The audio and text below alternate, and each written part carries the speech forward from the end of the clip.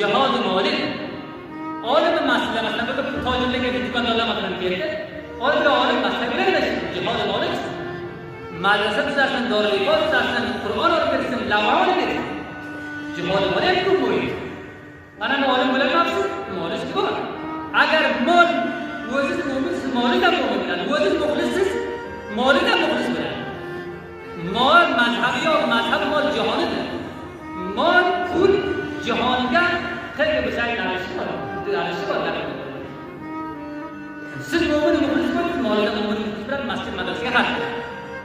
Qancha qaramayman ko'p o'zimga afsus qilaman. Avval men o'zim uchiy tarafga ma'lumot yetkazagan emasman. Ma'lum qo'lsolga o'ylamoqga qancha pul mas'ala qilaman. Men bu ziddi qo'lsol bo'lib olamas. Men bir javob mana shu javoblarga dardim bor. 70 ming to'ylaga nima deb qo'yadi. Lekin pullarni masraf qilib bir qadam musobaqa sirat nabaviyga muncha nima musobaqa qo'yadi. Bular darman bo'ladi. Agar sizda mo'min muxlis komil bo'lsa, molingizda mo'min muxlis komil bo'ladi.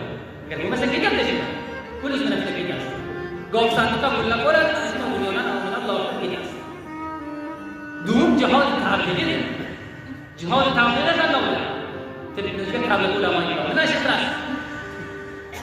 O'zingiz ta'bid qilmaysiz, ta'bid o'tkazib berasiz. O'tkazib berasiz, jihod ta'bidi. Agar o'zingiz doimiy ta'bidga ketasiz, mullo bo'lib doimiy bo'lib ta'bid etasiz. Keyin birodar namoz o'qimaycha namozini yo'q.